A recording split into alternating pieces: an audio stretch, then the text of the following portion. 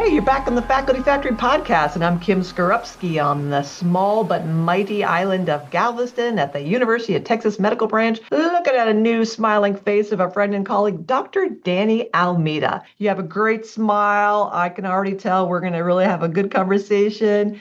Friends, Dr. Danny is here because of another colleague and a frequent flyer on the Faculty Factory podcast, Dr. Rachel Salas from Hopkins, one of my dear friends and colleagues. And she wrote to me, "Hey, Kim, I hope all is well. I wanted to connect you with Danny, who is a strengths coach in academia. He's going to be working with us, that would be Hopkins, on our CME CE Strengths program. I know he'll be fabulous. He uses strengths from a different perspective, and I thought you would be interested." So naturally, that got my attention. And little footnote, you can be on the podcast too. Anybody can be in the podcast. I love having conversations and sharing all the good news and wisdom around the world. So let me tell you a little bit about Danny. Dr. Danny Almeida is a Gallup certified strengths coach. He is an associate professor of education at Cal Poly San Luis Obispo. And he has an app. He's known as the strengths professor. It's great to be here. I had been doing strengths coaching for probably about 8 years at the time, but when you're in a new role specifically, it's almost like I always say it's like you're in kindergarten. You don't know what you're doing. And it was as if I was using somebody else's strengths. I wasn't using my strengths. I was trying to be just like my faculty advisor because I thought, okay, if I want to be successful, I need to be like him. His name's Bill. And I was like, okay, I'm just going to design my course like Bill. I'm going to sort of interact with students like Bill because that's how a professor should be. And I didn't like it. My students didn't seem to like it. My course evaluations would suggest. And I was thinking about leaving. And it wasn't until I had another strengths coach on our campus, Catherine, who I was just sharing with. She's like, "Danny, what strengths do you have that you're not using in the classroom?" And even though I had asked that question to people, for years, I needed a coach to ask me that question. And I realized I wasn't using my strengths in ways that I could. I have lots of relationship building strengths. I have communication as my number one strength. So like putting on a show, basically, in communicating the content. And I was not really doing that. I was assigning the most reading and the most writing because that's what Bill did. And I was so critical on the reading and on the writing, that is, which, I guess I'm still told that I assigned the most reading, but I reduced the number of pages of reading and the number of pages of writing, and increased the number of interactions I had with students in my office hours. I required them to come, and I did group projects where I met with the groups and met with them individually and did things that really leveraged my strengths, and everything changed after that for me. Like my course evaluations went up. I got Educator of the Year 3 years ago. And I ended up getting this National Science Foundation grant to do strengths work with faculty, which I use my strengths to kind of develop that team and that program in ways that I think were different than other people would have done. And, I don't believe that I would be sitting here talking to you right now if I hadn't made that shift to use my strengths. And thankfully, I had a coach to help me do that. And so, yeah, that's my story about how I got started working with faculty in particular. We've had the program, we ran 4 cohorts of faculty in STEM, with this National Science Foundation grant with the Alliance for Graduate Education, the professoriate. And yeah, it was sort of I got promoted 2 years early also in the middle of all that. And I think none of that would have happened if I was going down the path I was going with trying to be I always say, like, I wasn't being my authentic self. Like when you use your strengths, that's one way you can be authentic is by using your strengths. We all have all 34 strengths, but we have them in a different order. And I was, again, using my bottom 30, maybe some of my bottom strengths because Bill actually has very different strengths than I do. Thank you, first of all, Danny, for sharing your story and being so honest and how you arrived at this aha moment for you. And I'm reflecting on the whole mini me concept or of mentoring. When we think as Yeah. mentors, sometimes we are trying to create mini me's because, well, I've made it. That's why you're seeking me out to be a mentor to you or to be a sponsor or counselor, advisor, because you obviously admire something in me. So I must be doing that right. So we sometimes in error think that we need to create people who are just like us, which makes an assumption that, first of all, that what we're doing is great and that the other person has the same gifts and talents and skills and strengths that we do, Mhm. which is a huge assumption. So I like that you're calling out not only that as mentors and as mentees, that this is just one model, one way of doing things, and that there's another way of being, that meant those mentors, that Bill or whatever was good for you when you were at that certain, seasons of your life. And it doesn't mean that to be successful, you had to mirror him exactly the way he did things. So I think that's a big aha that many of us probably, again, don't even realize like, oh, I don't have to do things that way. I Yeah. don't have to be a mini of my mentor. No, of course not. Yeah. So I'd love if you could reflect more on that kind of the idea of how we mentor people, maybe making assumptions and how we Yeah. seek out mentors with that assumption. Then the second thing um, is how did you know what your strengths were? How was that part of the nomenclature? How did you, when that coach asked you, were you even aware Yeah, of these at that strengths? point, I had already been using the Clifton Strengths, Oh, you had been. for Okay. about 8 years. I started off as a career counselor, Okay. 2008. So I guess that's almost 20 or 18 years ago, something like that, 17 years ago. And so by the time I was a new faculty, I had been doing things with strengths for about 7 or 8 years. So I was familiar with it. But even though I was, coaching for that long and facilitating workshops with mostly students and staff at that point, I started doing some faculty workshops, also workshops with, um, corporations, nonprofits outside of academia as well. Um, it wasn't until, but you still need that external person asking you the question, right? I needed a coach too, even though I was steeped in strengths at that point, particularly when you're in a new role. I even do parenting workshops sometimes. Like when you're a new parent, you're trying to be like your mom or your grandmother or be just the opposite of them, right? If you had a point, Right. but you got to figure out your own authentic way of doing it. Using your strengths is one way. I'm even now doing like toying around with pets and pet strengths. Like I'm convinced my dog has certain strengths. My friend of mine, we hosted like a recently a pilot workshop on that. So stay tuned. There'll be more on that later. We haven't developed all that. Oh, Danny. Oh boy. I can see a whole nother career for the I strengths know. professor on Well, YouTube. it's like, because I'm a professor, I feel like I think more deeply about this than maybe the average person and like, or the average strengths coach. So I see the application in so many different ways. So I'm trying not to get too overwhelmed with all the ideas that I have. Mhm. But your other question was about, mentorship and coach. So in our program, we sort of distinguish mentorship from coaching, right? Mentorship in can be sort of like socializing someone to be either like you or to fit in here, like, to like, how are you going to fit in here, right? Whereas coaching is like, okay, how can you be, especially strengths coaching, is how can you be you, and bring the best version of you?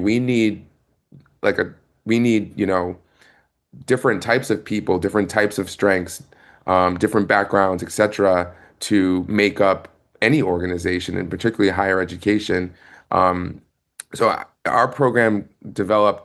I had started it before the program, but the program we have for faculty uses what we call the culturally informed strengths approach, or CISA, CISA. And so that's not only strengths; it's the intersection of our strengths, our identity, and our context. So if I take me and Bill, we have different strengths, we have different social cultural identities, and we were working in very different contexts. So why did I think that being just like him at my institution working and I was in a master's program for student affairs professionals is where what I teach in, and he was teaching in a and I was at a Cal State, state university, Cal Poly, and he's teaching in a top 10 PhD program in education. um, those are very different programs, but I was trying to be just like him. So it doesn't make any sense. But then I think that's just sort of the default that we do is like, okay, we go to what we know or who we know, Mhm.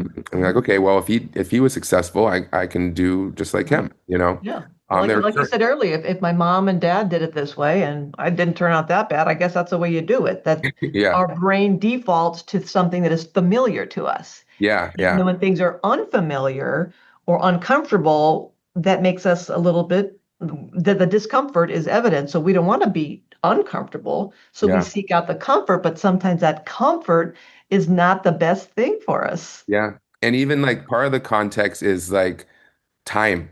I'm here teaching, it was 2016 when I started my first year. And I don't know, he's retired now, but we're a different generation, right? I'm teaching a different generation of students than he was, especially when we both started out. So Right. how we might engage with them needed to be different too.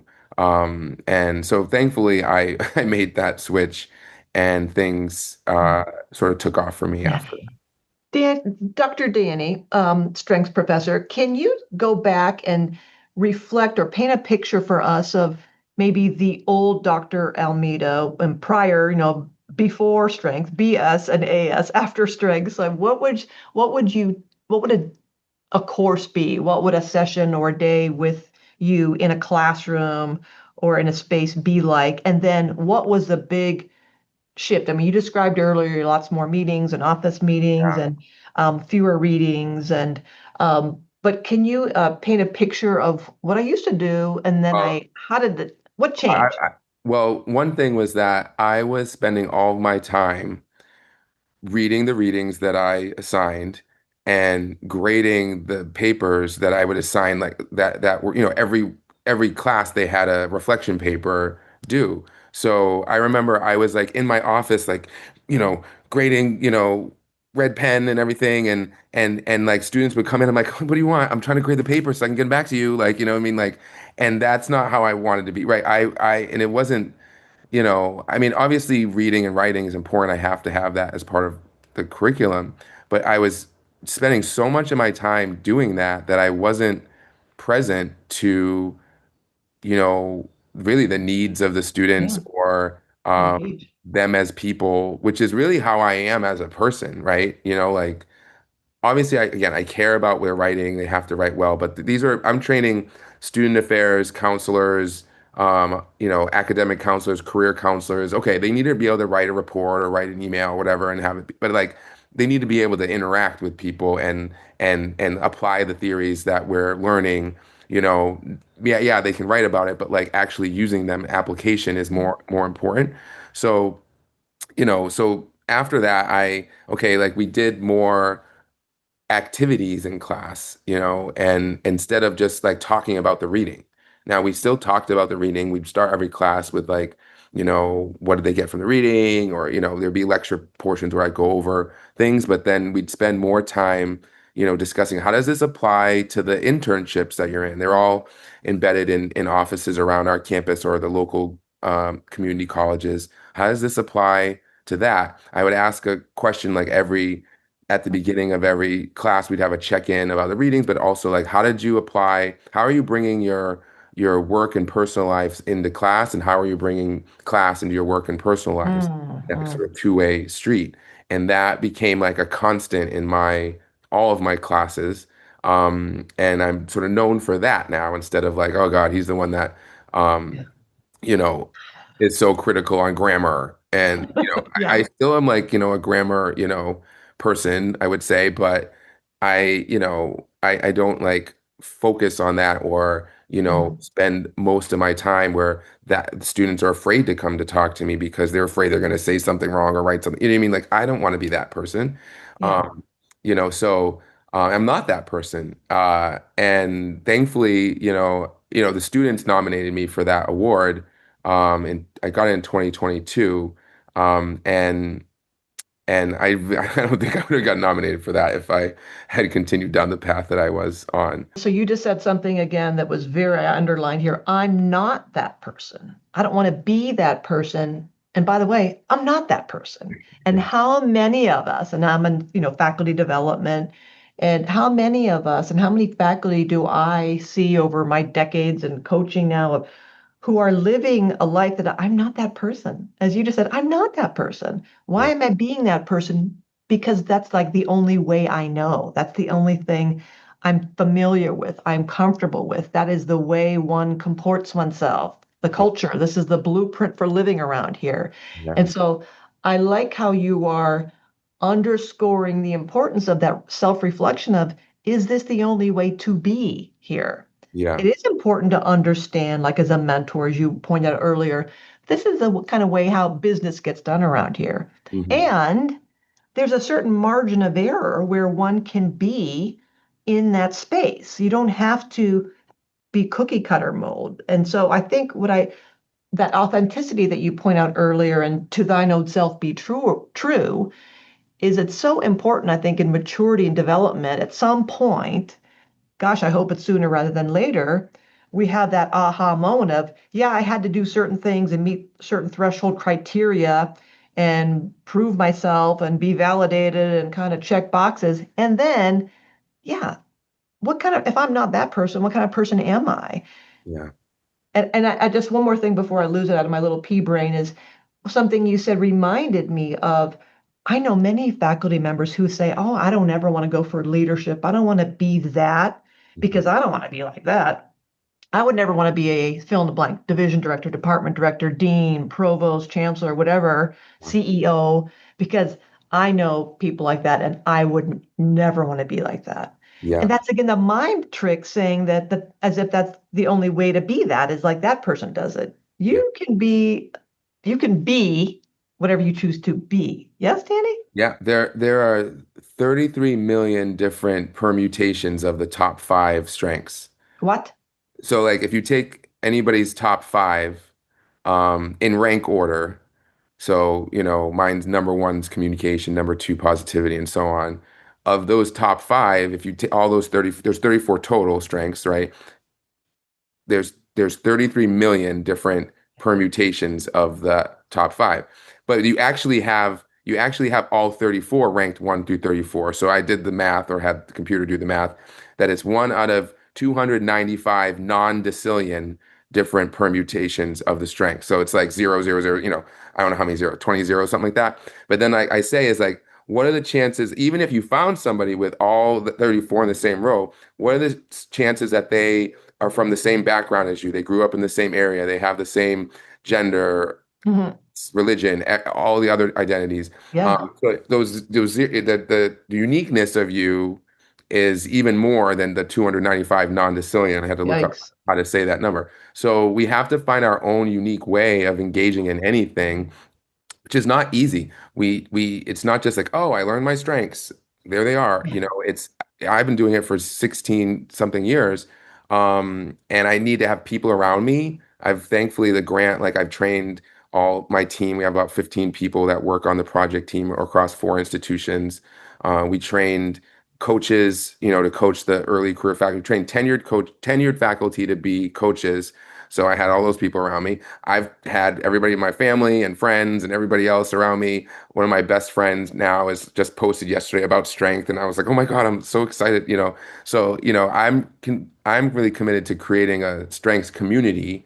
That's why I'm creating this app too. It's launching in about a month, the Strengths Professor app, where it's dedicated to higher ed professionals. So faculty, there will be a track for faculty, a track for student affairs professionals, and a track for student leaders, to not only like get the content that I've been creating around culturally informed strengths and the Clifton Strengths, but also to be in community with one another, to link up with people. If you are going to try to like learn how to do something like someone else, let's find someone who has some of the same strengths as you, right? Like if when I look at we've had about 100 people across the CSU be part of our program in some way, shape, or form. And if you look at everybody's strengths together, there's some people like myself that are like, one of these things is not like the other. Like most faculty have some of the ones you have, like achiever, learner, intellection. Mhm. Those aren't in my top. I can do those things, but they're not my go-to. So I'm gonna look different. I mean, I look different, but I'm gonna behave different as well than the faculty member. And I think not to say anybody's more or less valuable, but when you're a rarer breed in a group, like, and you fill a gap, perhaps, there aren't as many faculty doing podcasts, for instance, right? Where some of the probably, Mhm. Mhm. there aren't as many faculty doing a lot of the things that I'm doing. So this last year I've been half-time in my role. I'm on a half-time reduction so I can do more of this work with other institutions. I did a year-long program with the Faculty Advancement Network, which is um, Ivy League and similar institutions. And it's actually for faculty. It's a faculty leadership program. So these are all tenured faculty that are going into leadership and learning, like, okay, now that I'm shifting into this new role, how can I be my authentic self? How can I own the strengths that I have and leverage them? How can I be mindful of the fact that other people may have different strengths, and how do I work with people who are different than me as a leader, and not, you know, um, assume that I need to be like somebody else. The same thing we said about just being a faculty member in general. Yeah, genius. Love it so, so much. Now, I'd love to get more deeper into this thing. You mentioned earlier, which jumped out at me, direct application, that your students, what really resonated with them was because they're different offices and centers and universities and college campuses, they really enjoy the direct application of this article, this concept, this practice, this role play, this whatever. This is how I apply this is how this makes meaning and makes sense to me. And Mhm. that is the biggest constructive criticism I get from leadership courses that I've taught over the years. This is great. I mean, you're jamming all this information at us. And that's ironic. It's not ironic because it makes sense. My number one strength is input. I'm all about like, give me all the stuff and I want to organize it and I want to, just keep everything and organize everything. And then I want to take all that stuff and go, well, I like all this stuff. So you certainly want all this stuff too. And so I have slide decks that are 100 slides long and about, 20 minutes into it, I see people really want to like punch me in the throat. So it's, can you talk to us more about application? Sure. So, how do your process and your outcomes, how do you help your learners to make the connection? Because it's one thing to know things, the knowledge, attitudes, skills. It's another thing to be an intermediate kind of outcome step and then actually have behaviors. So, how do you translate the knowledge to the doing, the knowing to the doing, to the Sure. being? Well, one of the classes that I've been teaching for almost a decade now is student development theory. And it's their first quarter. We're on a quarter system. And they have a 10-week long project that they do in a group.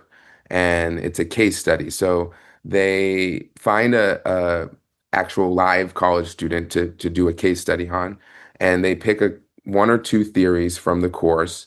They write up, they interview the student. So they have like sort of like a case part where they, just share some of the details about the student's background and life and what they're involved in and things like that. Then they have the theory section where they summarize the theory. And then they have the application section where they apply it. So they show like how this theory has fit the student's experience. They show how sometimes it doesn't fit, because theories aren't perfect. They're not going to fit like gloves on every student.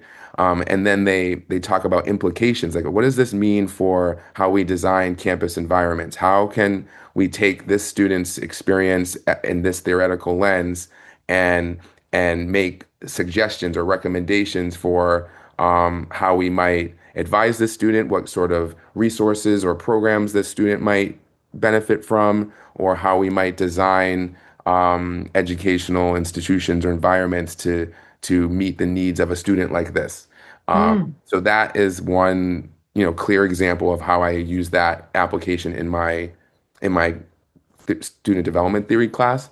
But on the strengths side of things, as you might imagine, I do strengths in all of my classes, but um, it's like, okay, how are you going to, use this, if you take a look at your job description, how do your strengths align with any part of this? How can you do something in your job in a way that might leverage your strengths? So we might do the same thing, you and I, like running a podcast, for instance, but use different strengths or leverage different strengths to do that.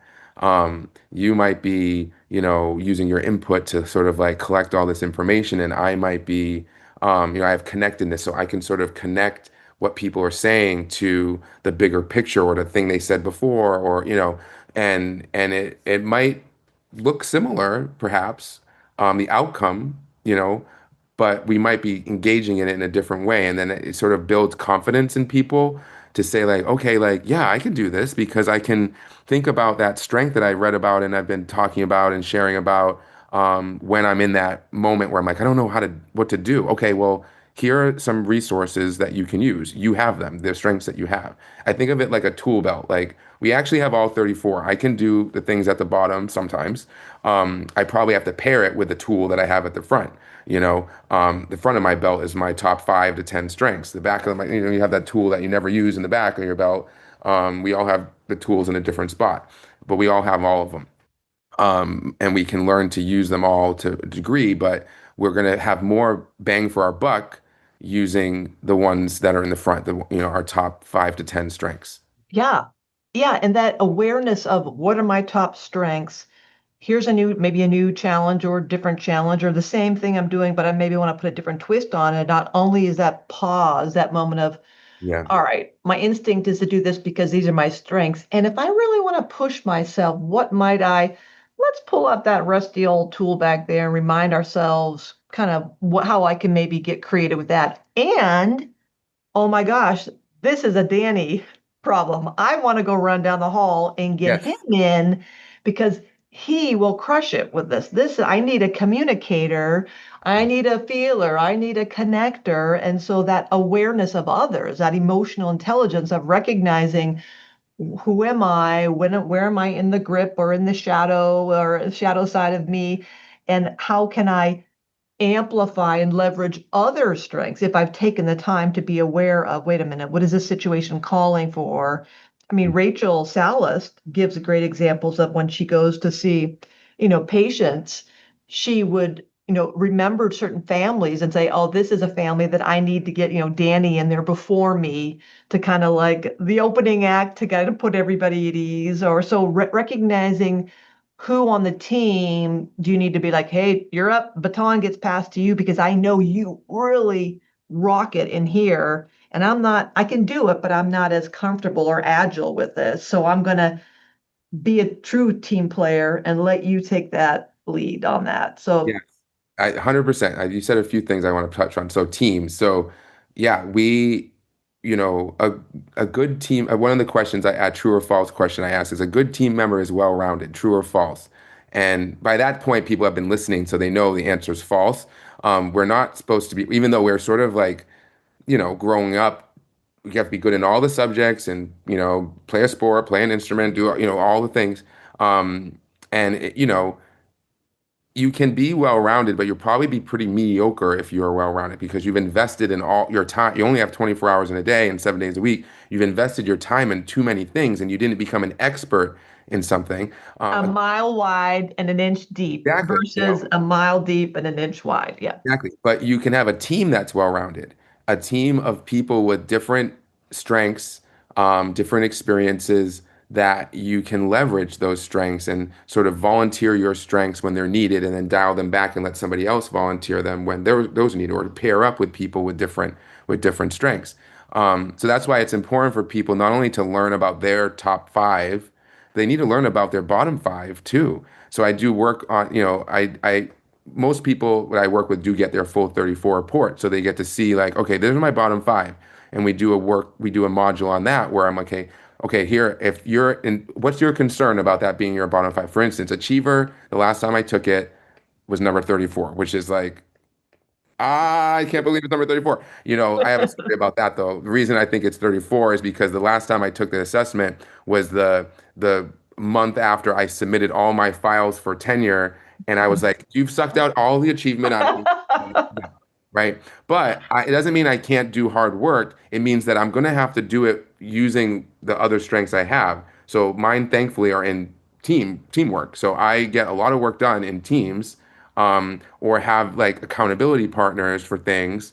Like this app, I have an assistant who, achiever is much higher for her, and she's keeping me on track and like, to get some of these videos out and things like that.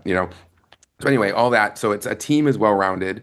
And then um, the other thing you said is shadow side. So we do a lot. That's the phrase I use when we use our strengths too much at the wrong time with the wrong person.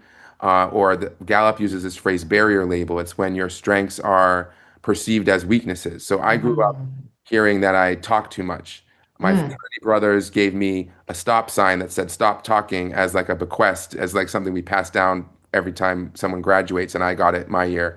And I never thought I had a strength of communication because I also was teased as a kid, how I sounded. I'm gay. I didn't know I was gay back then, but everybody else knew I was gay, and like how I sounded in presenting in class and things. And I also like, had this one presentation where I was Benjamin Franklin, and I sat up there and like talked for like an hour about all the things Benjamin Franklin did because I thought that's what I had to do. Anyway, all that to say, all these early experiences had me like not want to like present, until I had someone give me this assessment. I found out that's one of my strengths, and she helped me invest in that strength. So it's like the strengths, when you take it, they're areas of potential, but you have to invest in those strengths invest in those talents to make them strengths. Mm. She helped me. She was my supervisor when I first learned the strengths and had me do presentations with her. She's like, "You'll be good at this," and I, it took me a while, but I became good at it, and now that's what I love to do. I do it all the time, but I can continually invest in that strength. I can now I'm doing a podcast, and that's a new way of communicating. I'm doing an app, which is a whole nother way of communicating. I could learn another language, which I have on my long list of things to do to learn how to do it in Spanish or another, so you can continually invest in these talents over the course of your life and career. And as you have new roles, as faculty, you know, you're assistant professor, associate, full professor. Those are similar but different roles. Then going into leadership or doing consulting or doing other things, there's all these things we can do, different types of research, that we can continually invest in these talents in ways to help us, you know, thrive in our lives and our careers.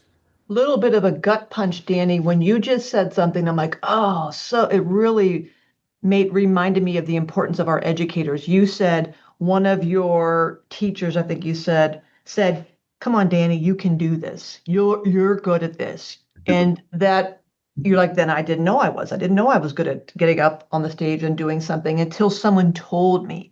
So Mhm. that you said that a couple different times, and that really again speaks to me leadership opportunities, good teachers, good clinicians, good investigators, good leaders ask questions and notice things. And they noticed something in you that you hadn't quite recognized or had buried for a variety of reasons, maybe felt inclined to do something, but then were criticized for it or thought, well, maybe I'm not good at that, but somebody saw something in you. And Mhm. that to me is so important as a leader and in as privileged as we are to be in academia, that we have the privilege of being these, growth mindset, always learning. We have the luxury of exploring and being reflective, but it's so important. And how many human beings are out there with potential? Yeah. These gems that are just hidden in there, or desires or skills or gifts, but they're never tapped, they're never brought to the surface, they're not recognized. And then voila, someday, God willing, that there's some person who comes into someone's life and says, look it. look at I know you're good at this and no, and then boom, a star is born. So I think Yeah. that just kind of really reminded me of the obligation we have Yeah. to. And, I think some of us are, I have certain strengths that like developer is the strength in particular that can see potential in people. So thankfully I have that strength. Not everybody has to have developer in their top five to be able to do that. I think that's where tools like the Clifton Strengths are helpful. Um, where it's like, okay, here's a validated assessment that can help you see like here are some areas that you might have more potential in. So let's invest. Let's you might have okay now input. You're gonna be curious about that. Like tell me about a time when you might have done this and and all that stuff and interview somebody basically about their experience around that strength. And maybe even so if someone had done that with me, for instance, and said, okay, tell me about times you've presented, and I would be like, well, let me tell you about that time with Benjamin Franklin and and then they realize, oh wow, that's what got in the way. It's those early experiences got in the way. So if we can like give you new experiences, you know, and that's what she did. I co-presented with her, which I think I needed to do right before I was out there by myself. Now I don't really like to co-present that much because it's like I'm the star of the show. No, I do. I still, but it's interesting to think about how that trajectory has gone. But it was because, we used the assessment first, identify these areas, then help me invest in that. And she also could see that I just really love the strengths. Like I just really could, sink my teeth into it. And one of my other colleagues who's like way more experienced than I am, she's like, Danny, like you get it here. And she pointed to her heart and her chest, her gut. She's like, I get it here in my head, but you get it here. Like I just get it. So it's like sometimes you just kind of stumble upon those things. I love the Myers-Briggs too. I use that as well, but like this is my language. It's like Yeah. it really is like a language, and I think that's what's provided the people in our program too is like this language to describe themselves, to describe others around them. They started learning like, I think my husband, my husband, Mhm. my kids, and my family. You can start to see some of these strengths in people. Mhm. Sometimes you're wrong. I'm wrong all the time, but like, you know what? This person's higher in the strength than me. Yeah. So how do I engage with them differently knowing that. So yeah, and I started to talk about the shadow side, which they all have shadow sides. Like I say, Mhm. even, some of them like, oh, why would positivity have a shadow side? Well, I can't be overly optimistic about everything all the time. I can't go into a funeral and be like, oh my God, it's so great to be here. But I'm still going to be the person to say you know, they look great in the casket or they lived a great life or, I'll point out something, like, it's like we can't not be ourselves, but we might have a dimmer switch is what I say. We don't have an on and off switch, Mm. a dimmer light switch where we can be like, you know what, I'm just going to tone it down a little bit here. In Good. presentation, sometimes I have an hour-long presentation. Like, I can't say all the things I want to say. I have to dim it down. But I'd like to do retreats, week-long retreats, so I can just pour it all on. Uh-huh. But those are different contexts, and I have to manage my dimmer switches. And I have colleagues to help me do that. Sometimes I have people like Danny, they're pointing to the watch, or sometimes my face also communicates, and I don't have the smile on my face, and they're like, Danny, like smile like you're not smiling. So people around you can help you see the shadow side, and then help you manage it as well, to manage that dimmer switch. Oh, that is so cool. I love the dimmer switch idea.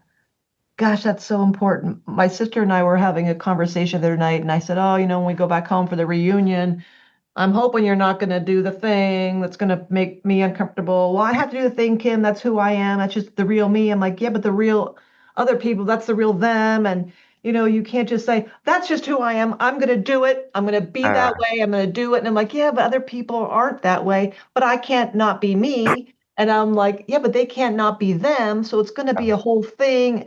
And ah, I didn't think about I was being like off on, just don't do that thing. yeah. But now that is a really good way to think about dimming. Don't Can not you knock be. it down to like an 8 instead of a 10 or, Yeah. something like that? Or the other conversation I've had, because I don't want to always tell people to dim their light, right?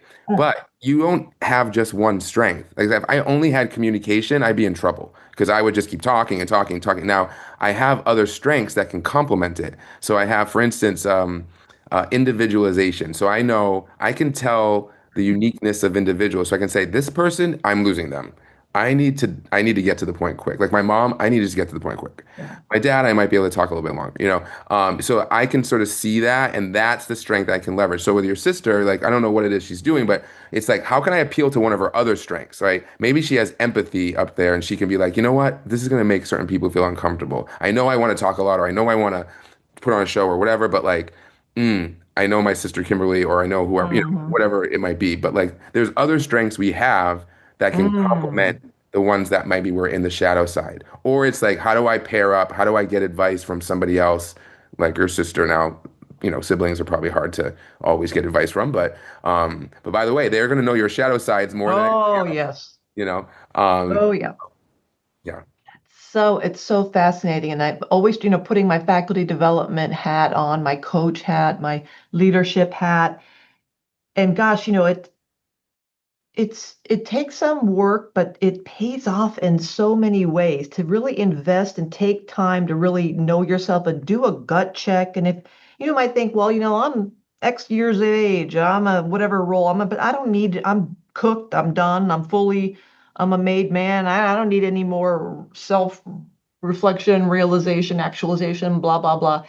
And yet, isn't there always opportunity to improve, to recalibrate, to make a difference? And something you said way earlier to me drives home the point even more, to constantly be evolving, because our learners are different, that we're not in the same stream that we always were. Everything is changing, nothing is static. Yeah. So to think that, well, I've already done those things. I mean, I know this is who I am. I'm done. I'm fully cooked and baked. There's nothing more that can be done with me. I might, put on a different jacket, but basically this is what you get, what you see is what you get, kind of the WYSIWYG thing. Well, again, how's that working out for you? Is there opportunity to find more joy, to, as you described yourself, going, oh my gosh, I'm not that person. You said, I'm not that person. Do we, in this season of our life, whatever season of life someone's in, are you that person? How's that feeling for you?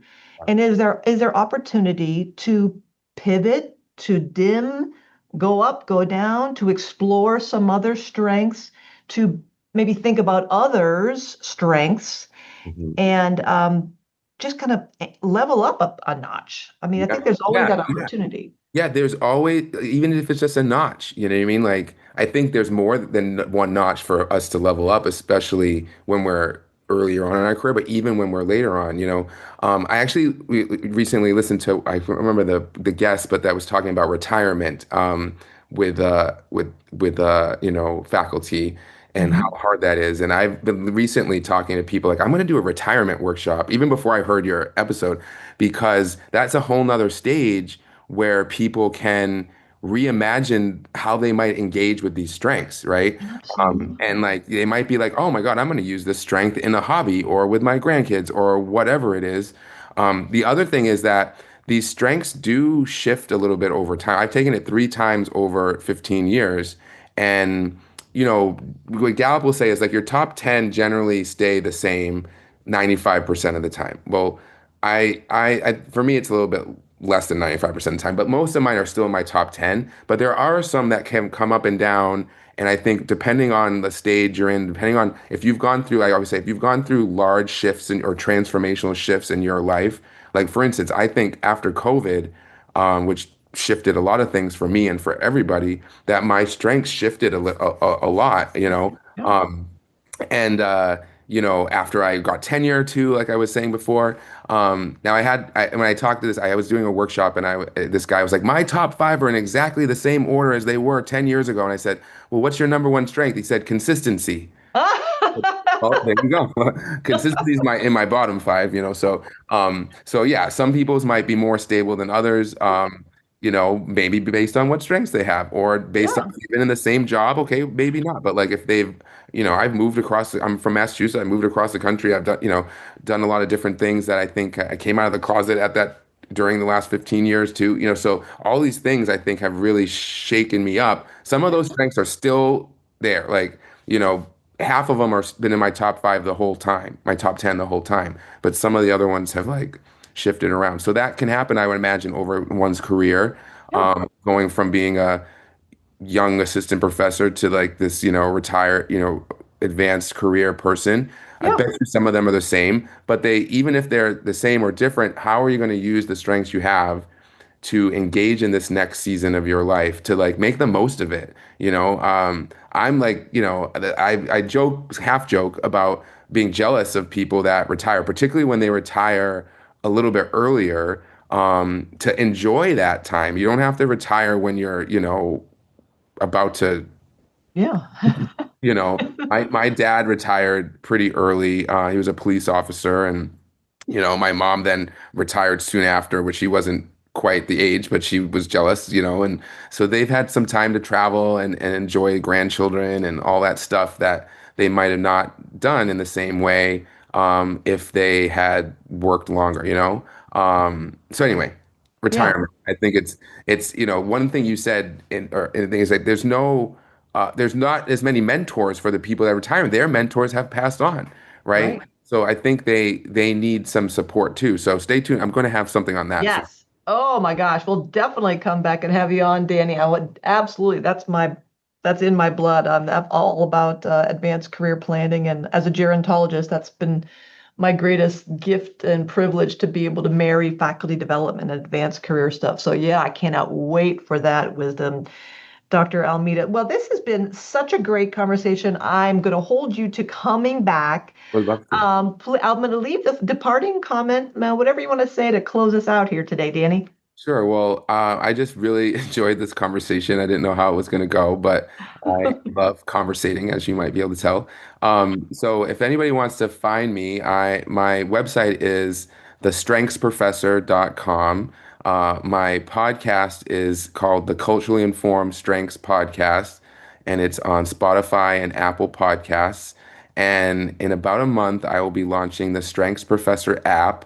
It will be on Google and Apple, and you'll be able to find it there.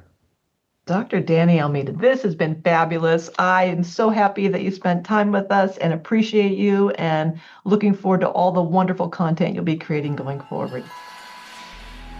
Thanks for tuning in to the Faculty Factory podcast. We are a faculty development community sharing tools to build academic leaders in healthcare. Maybe you want to be interviewed on the podcast? Please visit facultyfactory.org/contact and send me a message there.